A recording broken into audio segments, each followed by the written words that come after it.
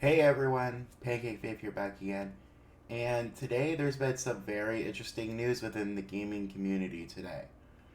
This is that Square Enix has sold their Eidos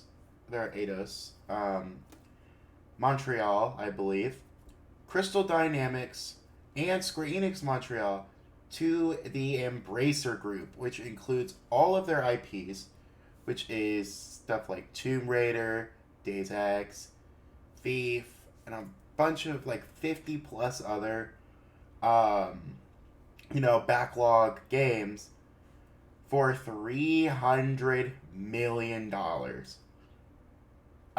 This came out at 2 a.m. in the morning, and I was just sitting there like, what? So yeah, it was just kind of like this big, like out of nowhere announcement, kind of like Xbox has been doing with their Bethesda announcements and their Activision announcements for their buyouts. Just kind of be like, we're here. So, um, let's talk about it. So Square Enix's Western studios, of course, have been underperforming over numerous times, which I see from this. Which is Marvel's Avengers failed for them. Um, Guardians of the Galaxy even underperformed, right? And um, Square Enix's latest, like Lara Croft, Hitman, Sleeping Dogs, all have been underperforming. So now, I guess they decided, hey, let's sell all of these IPs to this company. Um, and also throughout the day, Embracer Group has been showing a lot of interest toward making new titles for these games and putting more money into these titles.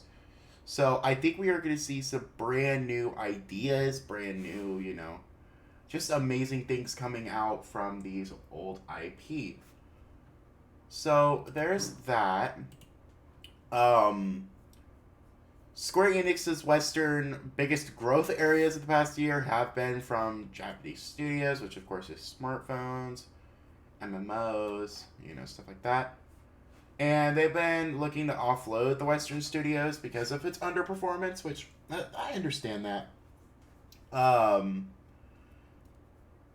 I their games have been really weird, especially their Marvel ones where they all have microtransactions, especially Avengers. Avengers was sold at $60. You could usually find it for about $10 nowadays, just because of how many microtransactions there are and beyond its story, the game was not that good. So there was that. And then also, I've been looking up about the Embracer Group on Wikipedia, of course, um, which isn't too trustworthy, but I've had this confirmed by many things. Throughout the years, they've been trying to buy a ton of companies, and they've been growing a lot in the past couple of years. This includes the acquisition of THQ Nordic. They have been buying Gearbox Entertainment. That's another big name.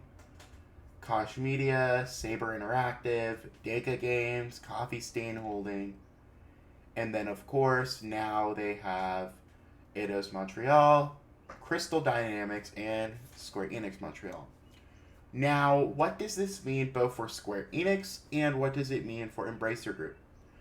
For the Embracer Group side, I think it means that they're going to use these IP to make new games.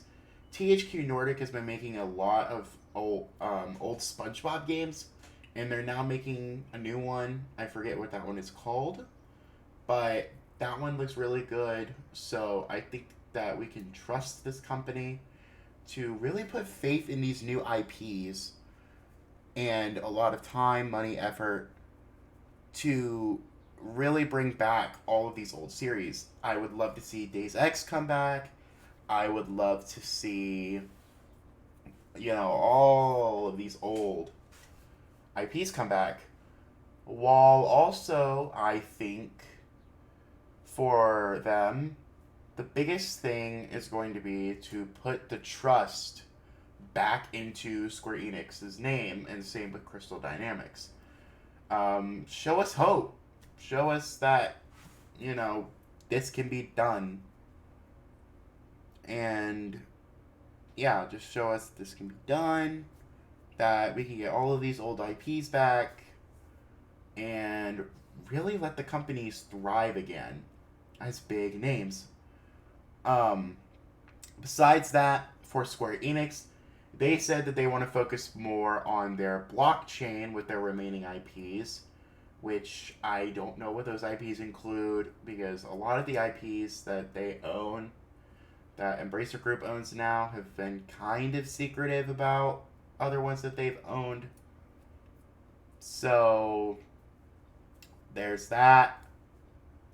But yeah, Square Enix said that they would have put a lot of this money into the blockchain with their remaining games. And that really sucks for Square Enix and shows me that Square Enix, this acquisition, was probably for the best for these IPs and these beloved characters, to make sure that they will not be in the wrong hands in the near future. That's all from me. I just wanted to have this quick, discussion video about this whole, this whole controversy that's going on. I guess not really controversy, but just big news. So yeah, thank you guys so much for watching. Please like and subscribe if you like the content. And I will see you all later. This is Pancake Faith signing off. Bye, everybody.